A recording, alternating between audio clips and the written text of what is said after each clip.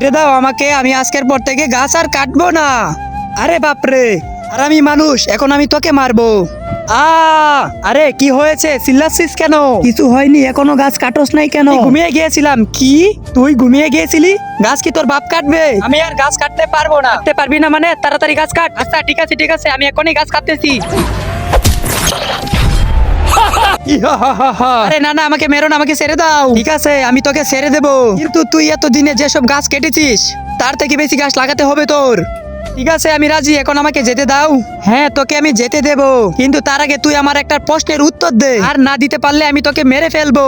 কি প্রশ্ন বল? মানুষ হাজারটা গুনাহ করার পরেও কি জান্নাতে যেতে পারবে কি না? পারবে না?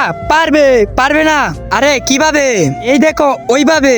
কিন্তু তার আগে তুমি যদি এই ছবিটাকে মন থেকে ভালোবেসে থাকো তাহলে ভিডিওতে লাইক দিয়ে চ্যানেলটা সাবস্ক্রাইব করে দাও। আর যদি সাবস্ক্রাইব না করো আমি ভাববো তুমি ছবিটাকে একটু ভালোবাসো নাই। কমেন্টে বলে যাও আই লাভ আল্লাহ।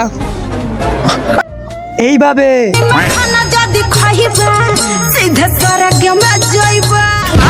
আর আমি মূর্খ, এভাবে জান্নাতে যাওয়া যায় না। ওর প্রশ্নের উত্তর ভুল, এখন তুই মর।